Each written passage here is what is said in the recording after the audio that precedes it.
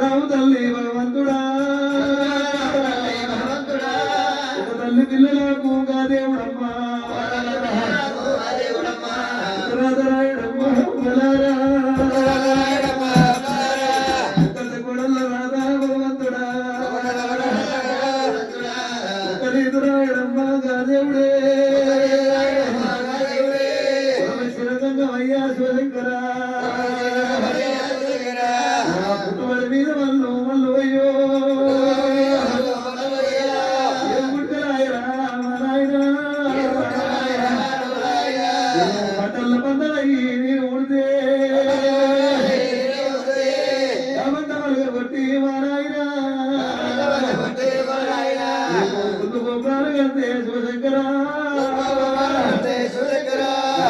కొంచెం వల్ల కూడా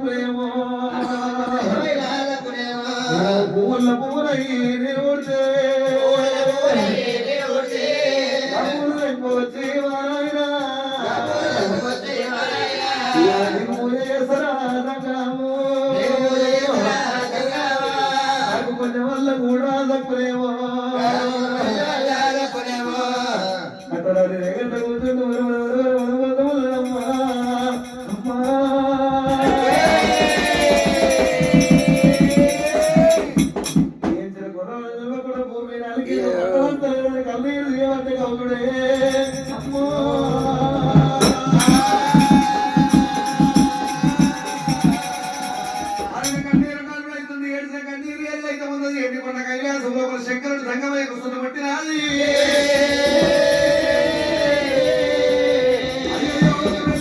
ఎంత వాడు ఎంచిన కొర్రలందరూ కూడా భూమి మీద పోసి పంట పడతలేదని బాధపడతా ఉన్నాడు. నా చేతితోటి మంచి కొర్రలు వారికి బతికే భాగ్యం చూపిస్తానని చెప్పి వచ్చిండు. మరి అటువంటి వారిని కొర్రలు తీసి భూమి మీద పడతారు. శంకరి హస్తంతో కొర్రలు ఎక్కినప్పుడు పంట తీస్తూ చూసే వరకల్లా 3 రోజులు పడుకోని మొలకలు ఏర్పడుతున్నాయట. ఏమనుకుంటాడు మరి అటువంటి మాత్రమైన పాముకు పట్టి అంత విషయం తేలుపు కొండి అంత విషయం నరమానం నిలువెల్ల విషయం ఉంటది. చూసినట్లయితే నా పంట చేను పాడైపోతుంది అనుకోని 4 మూరల కచ్చ వేసినట్టు నటుడు మంచ పెట్టుకున్నాడు. మంచ మీద కూర్చొని ఎప్పుడైతే గౌతులు కావలి కాస్త ఉండగా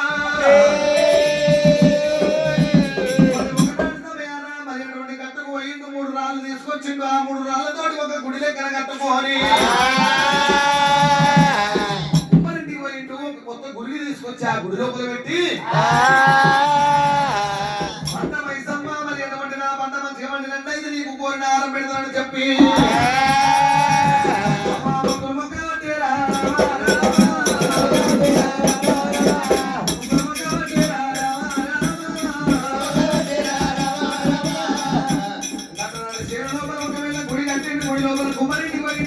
తీసుకొచ్చి ఆ గుడి లోపల పెట్టి మైసమ్మ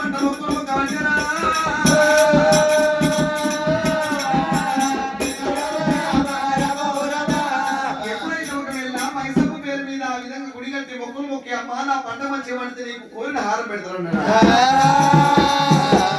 మరి ఆ మైసమ్మ కరుణ కటాక్షరతోటి పంట పండింది. ఒక్కొక్క కొర్రకంకి మూరడు ఎన్ని దాపిందాడా గౌతుడు ఏమనుకుంటాడు పంట పండింది తెల్లారి పోవాలి కూరలు తీసుకొచ్చి చేరు పోసుకోవాలి. తెల్లవారు పోవాలి కూరలు తీసుకొచ్చి చేరు పోసుకోవాలి అని చెప్పి గౌతుడు అనుకోని అయ్యాల రాత్రి ఆ మచ్చ మీద కావలి వండుకున్నప్పుడు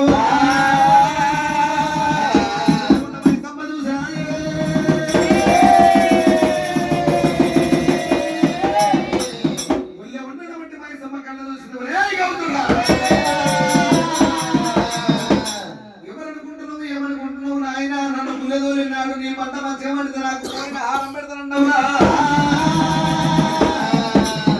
ఒకవేళ పంట పండిందని చెప్పి నన్ను మరిసిపోయి అది లేకుండా బొరి లేకుండా నువ్వు చేరు పోసుకుందాం అనుకుంటున్నావా? ఒకవేళ కన్నారి మన్నారి పసిపిల్ల కాడు పాలాలు గింజలు ఇవ్వాలా శకాంత కాదులు కళ్ళు మనడి భార్య భర్తలు ఇద్దరు సరసమాడి అద్దమ్మ రాత్రి వేళ లోపల గుళ్ళె ఉన్న మైసమ్మ గుళ్ళకెళ్ళి బయటికి వెళ్ళి